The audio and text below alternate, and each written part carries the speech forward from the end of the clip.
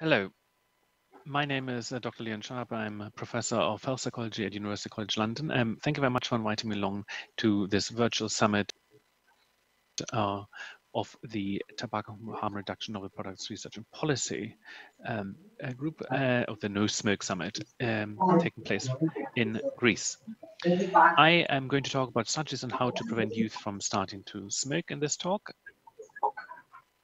And I shall start off with giving you a brief overview of this presentation. First of all, I'm going to discuss why we would want to focus on this, the rationale, before going on to describe various different tobacco control strategies, so the how, and then what we should choose in order to effect change, so discuss effectiveness of different types of strategies before coming to some conclusions as to where we should go to in the future.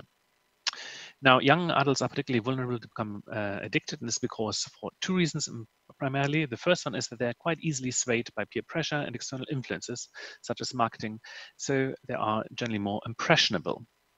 This is a quote from the tobacco industry. Young smokers present the major opportunity group for the cigarette industry. We should therefore determine their attitudes to smoke and health and how this might change over time.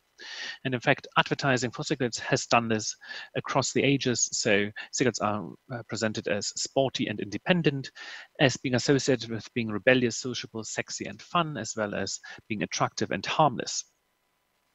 In addition to this, however, we also know that the developing brain is arguably more strongly affected by exposure to addictive substances, and this has been shown in various animal studies, showing, for instance, increased self-administration of nicotine, as well as has been shown that there may be lasting changes in the prefrontal cortex, which is important for various aspects of functioning, including, for instance, personality. So here you see a relatively old example. Adolescents and adults who are firstly exposed to nicotine through training sessions, and then you can see how much nicotine they self-administer at follow-up sessions, and you can see that this is increased in adolescents compared with adults for both the amount of nicotine that they infuse through self-administration as well as the number of infusions they engage with. This is also, by the way, supported by ethnological evidence that shows that, for instance, nicotine dependence is linked to age, when people start to smoke, as well as showing that early smoking is associated with behavioral problems and uptake of other drugs. So here we can see the decrease in dependence as a function of age of onset. So if you start smoking at age 10, you're much more likely to be highly dependent if you start smoking at age 20. I just want to make a quick point as well about differences between smoke initiation versus maintenance using the Combi model of behavior. So if you think about the capability of engaging in the behavior, so starting to smoke or maintaining smoking, it's quite clear that some of the psychological capability is probably more associated with initiation. So being curious, so in order to try out something, might be more associated with initiation than with maintenance, and that might be what is associated with, say, personality. Opportunity, there's not much of a difference between smoking initiation and maintenance. You have to have physical access to the cigarettes as well as a socially permissive environment. But the key difference really is motivation that determines behavior here. For smoking initiation, really it's reflective motivation. So you see your parents smoking, you see peers smoking, you want to be like them. And so you make a decision to start smoking, versus maintenance, where really we're talking more about more automatic influences. So that's dependence. So once you start smoking and you develop dependence, that might be somewhat genetic, you will maintain your cigarette consumption. Now, I should point out that very few people start smoking after the age of 21, only about 10%, but this has been creeping up a bit over the last couple of years or decades. What we also know is, of course, that as smoking onset increases, so the age of starting to smoke, then long-term health consequences decrease. And here's a graph that shows you this. If you look at all-cause mortality as a function of when people start smoking, you can see that at around age 18, as an onset year of age, there's a decrease in all-cause mortality compared to somebody who starts smoking earlier than that.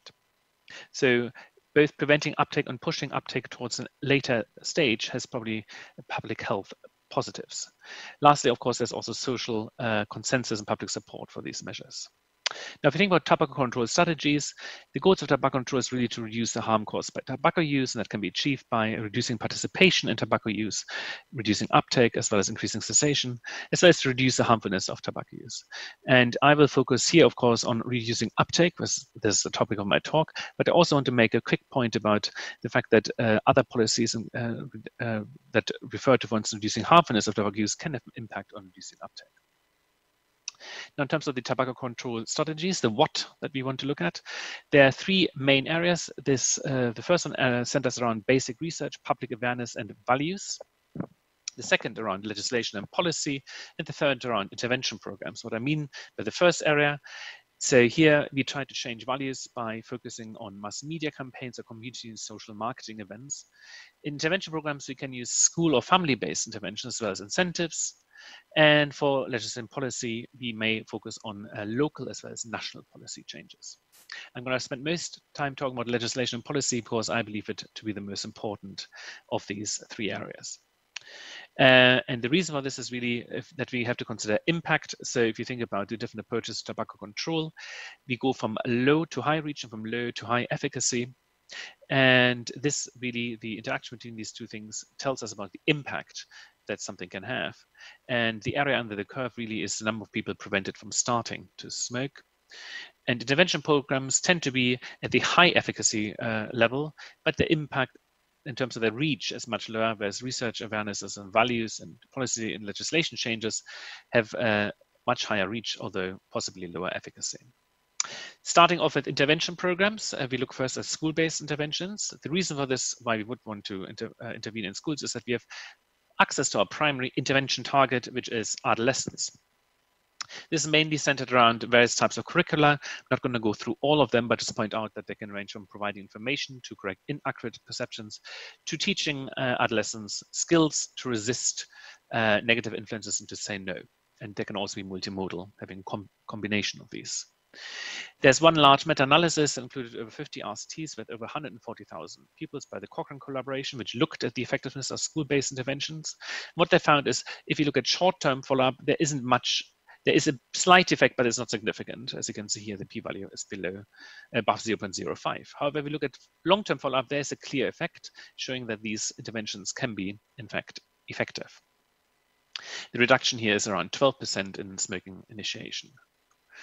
I should point out that irrespective of the follow-up length, those interventions that looked at social competence and social influence in particular were more effective, reducing initiation by up to 40%. That's true for the longest follow-up for social competence alone as well. The second type of intervention are family-based interventions, and the rationale here is really that parental behavior is a major determinant of adolescent smoking, both through modeling the behavior and also if your parents smoke, then obviously there's cigarettes available in your environment. And there's mixed approaches taken to affect both the child and the parent, including, for instance, focusing on family function through consultation with parents and things such as these, to target the parent's psychological well-being as well as the smoking behavior, and to teach children concurrently how to self-regulate, how to have pro-social behaviors in order to resist starting to smoke. And these type of interventions range from both high through to low intensity interventions. High interventions being with several face-to-face sessions across the year, and low intensity, you only get written material in very brief contact. Here's a meta-analysis from the Cochrane collaboration with over 7,000 participants, again with at least 6 months follow-up. And what they find in this is, and this is a forest plot here, as you can see, focus on the diamonds, the black diamond cells here, the effect size, that across all different types of interventions, there is a significant effect. The risk ratio is 0.76, meaning that smoking initiation, family-based interventions compared with the control reduces initiation rates by about 23%. What's also interesting to see is, this is the effect estimates for the different types of interventions. If you go from high intensity intervention at the top through to low intensity interventions, actually doesn't change very much in terms of the effectiveness. And one last thing to point out about family-based interventions, in direct comparisons, when you have a combination of family and school interventions versus school interventions alone, we also find a significant reduction in initiation, suggesting that these are quite important and effective. Lastly, I want to quickly talk about incentive-based interventions. Here, the rationale is that these tend to be effective in other areas of behavior change techniques or behavior change interventions, for instance, smoking cessation. And the main incentives are, as you can imagine, things such as contests, competitions, etc., and payment. There's one meta-analysis of 6 controlled trials with 3 RCTs, with over 7,000 adolescents included. This is again a Cochrane analysis, and here I should point out though that most of these interventions considered only one particular intervention type, which is the smoke-free class competition, where essentially a class commits to not starting to smoke, and if 90% of pupils are non-smokers at the end of a particular time frame, then they get prizes. And what you can see is the same thing here again, this is a risk ratio, and so we see a forest plot. There's no effectiveness if you look at RCTs or non-randomized controlled trials for this type of intervention. However, only very few published studies exist in this area, and as I just mentioned, they all seem to assess the same type of intervention. So it's arguably still a bit too early to say that these don't work, and more interventions have to be tested in larger groups. Moving on to the second big group of strategies we have, which focus on public awareness, increasing public awareness and changing values. The first thing we can do is here apply mass media campaigns, and these tend to use things such as TV, radio, billboards, leaflets, etc., as well as social marketing. And I'm going to show you one of these interventions or mass media campaigns targeted at young adults.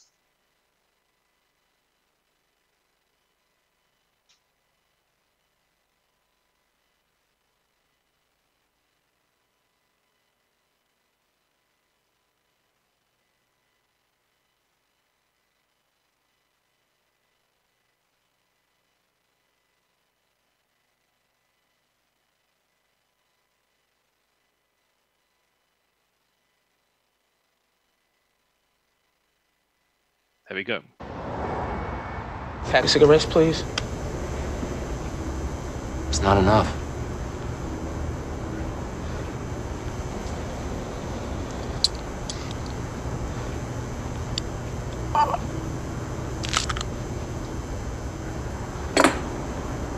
What's a pack of smokes cost?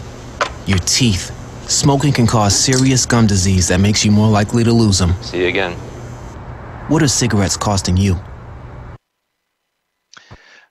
Apologies, not warning you about the graphic nature of that particular campaign, but you can see it's very clearly targeted to create feelings of disgust and things like that. There are also various social marketing campaigns, for instance, the Truth campaign, there's an example you can see here of that. So Cochrane Review conducted a qualitative synthesis of 8 studies in this area, and they found that 3 studies found a positive effect on smoking rates, reducing them by around 40%, but 5 did not. And to just point out why this is a bit of a complex area to look at, here we have results from the Havoc study, and if you focus on the left-hand graph, you can see that among people or adolescents who were exposed to this particular media campaign who recalled seeing it, there was a clear reduction in smoking prevalence across time. However, overall, there were no changes at all. So clearly you have to reach the audience and make them sit up and watch and take something in. And it's therefore not surprising that effective campaigns tend to last much longer, are much more intense, and they should also be combined ideally with other components.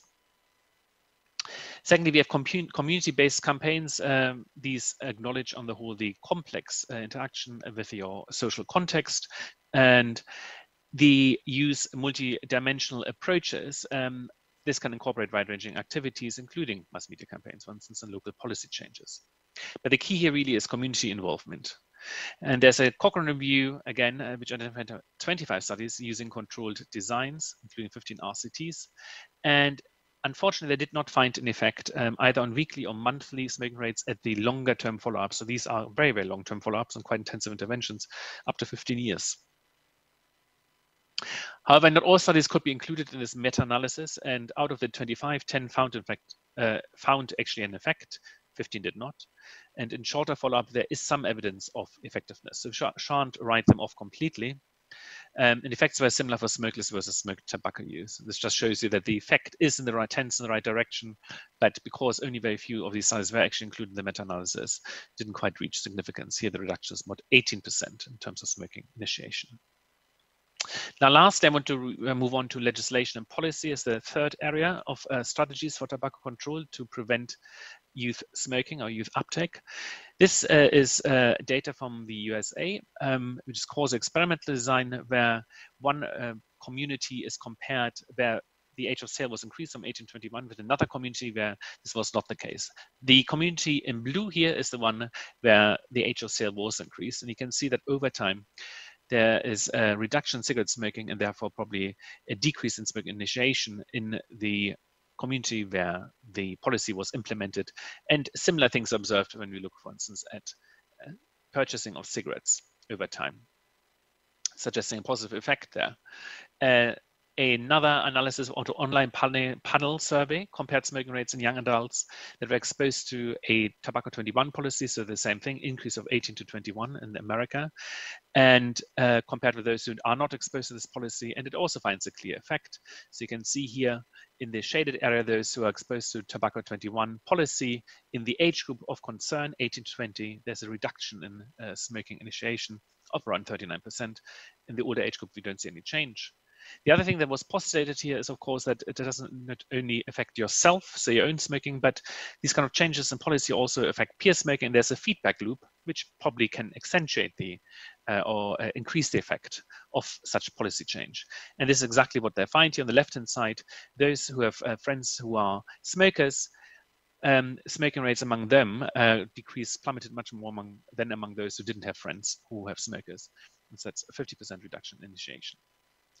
Our group also looked at this, looking at the short-term impact within 2 years of increasing the age of sale from 16 to 18 in the UK in the late 2000s. And here in the solid line, you can see a decrease in 16 and 17-year-old smoking rates compared with those who are 18 years or older, who have the broken line.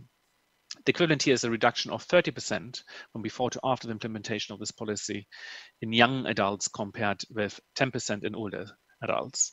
And because this analysis had some limitations, for instance, it couldn't really account for other policy changes that occurred in seasonality, we have redone this analysis led by my colleague Emma Beard at UCL to model the impact using some more complicated analysis to assess uptake of smoking. And here in 16 to 17-year-olds, we see a decrease there in red, on the red line. And in 18 to 24-year-olds, you also see a decrease with the same time period. In fact, when it was implemented, the policy immediately did not have a change. We can't find any impact there immediately. However, over the time period, the trend suggests that the reductions are greater. The trend in reduction is greater for those who are 16 to 17 years of age compared with those who are 18 or 24 years of age. In the short term, so over, say, 18 months, the effect is smaller than estimated by Fiddler, and this is because we obviously now control for various other confounding factors there. But in the long term, so if you think about the kind of 10-year, 120 months time span, it does suggest that this policy change has probably reduced smoking initiation rates by about over a third in the UK, which is quite impressive. Last, I should say as well, of course, it's important to reinforce these rules when they come in place. The other policy I wanted to point out is the point of sale display bans that came into effect. And the reason for this really is that we know that tobacco advertising and promotion increases the risk of adolescents starting to smoke. If they're exposed to this, you can see here from meta-analysis, the likelihood of starting to smoke is about 60% higher than those who are not exposed to this kind of advertising. And by banning these point of sale displays, you reduce marketing to adolescents. And the Global Youth Tobacco Survey showed that the ban, POS ban, was associated with an odds ratio of 0.63, a reduction in experimentation. So it's very encouraging, nearly 40% reduction there. And similar findings are observed in the US and New Zealand. One point I want to make is that it likely works through susceptibility. So these are data from the UK. Colleagues of mine in Nottingham analyzed the data there, I think. And what this shows here is differences in terms of the increase in susceptibility to starting to smoke is a function of whether you go to small shops and supermarkets. And the reason why this is important is that the point of sale display ban was implemented in supermarkets first and not in small shops. So it's like a natural experiment. We can see what happens over time. And here, as a function of how often somebody goes to these shops, from left, not at all, or very rarely, to right, a lot, you see this increase in susceptibility to smoking only among those who go to small shops where there was no display ban, whereas we don't see this increase among those who go to the supermarket where there was a display ban in place. In terms of local school policy, just to point out quickly, there's very little evidence of success, and I won't go further into this. You can have a look at these slides afterwards if you want to. Now, lastly, though, what I wanted to concentrate on before I finish is another way of looking at policy changes in legislation, how this can impact prevention or uptake of smoking among adolescents, and this is the introduction of harm reduction products. So here I present data that I have previously presented from the National Youth Tobacco Survey, where we selected cases and controls. So basically in 2014-15 in this survey, adolescents were asked what product, if any, have you used first? And so we could identify those who started with e-cigarette use, 3.2%, versus those who used some other product that wasn't a cigarette or an e-cigarette. We call them NNT here, it's about 1.4%, so that's smokeless forms of tobacco really. And then we could also select synthetic controls, and these are adolescents who didn't use an e-cigarette first, but in terms of all the characteristics, we matched them using something called propensity score matching to make them look very similar as if they were the same adolescents, except they haven't started using e-cigarettes, to see whether that makes a difference. So we matched them on sociodemographics, school characteristics, future smoking susceptibility, environmental tobacco exposure, and perceived health effects. And that's just to show you here, these graphs basically all show you that the matched groups look very similar to our e-cigarette initiators. They're very similar. There's hardly any differences in terms of any of these variables that we looked at. And the main outcome we were interested in is both ever and current cigarette smoking. So the left-hand side here, you see ever smoking prevalence as a function of what adolescents started off with first. So first we have e-cigarette initiators, then those that are matched to e-cigarette initiators, that are meant to be very similar, except they haven't used an e-cigarette. And then we have those who use some other non-cigarette, non-combustible tobacco product. What you can see, first of all, is that e-cigarette initiators had the smoking uptake of ever smoking compared with the other two groups. This was not significantly different, but those who used some other form of tobacco that wasn't a cigarette or an e-cigarette were much more likely to ever smoke a cigarette. And then, intriguingly, what you can see here, something happens when we compare smoking initiation versus smoking maintenance. Those adolescents who started using e-cigarette first were much less likely than any of the other groups to become a regular current smoker. In fact, the conversion rate was 3.3% compared with those who were matched, the matched control groups, so adolescents who looked very similar to those initiators, except they didn't start with an e-cigarette, and those who use other non-combustible, non-cigarette tobacco products were most likely to actually become a regular cigarette smoker. So, coming to my conclusions then, existing tobacco control strategies can clearly be effective and impactful, but I think we need to prioritize globally, in particular, given the fact that smoking rates among adolescents is a particular issue in low and middle income countries. So we have to have a decision tree that focuses on limited resources. And since this conference is taking place in Greece, I've gone back to the ancient Olympics to rank our strategies in order.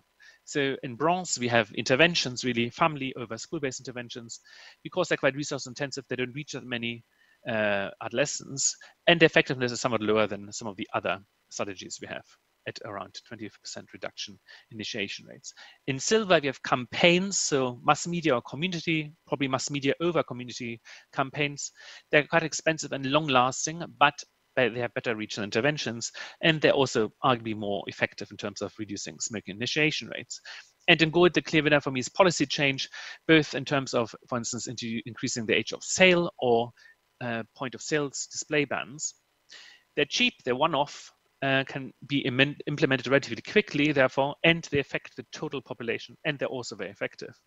And lastly, as I was pointed out, you shouldn't forget that other changes in policy, for instance, harm reduction policy, may have unintended consequences, not so much in the expected direction in the sense that people believe that e-cigarettes may make it more likely that adolescents start to smoke, and may also work in the opposite direction. So do please bear this in mind. That's all from me. Thank you very much, and hopefully see you in person soon somewhere.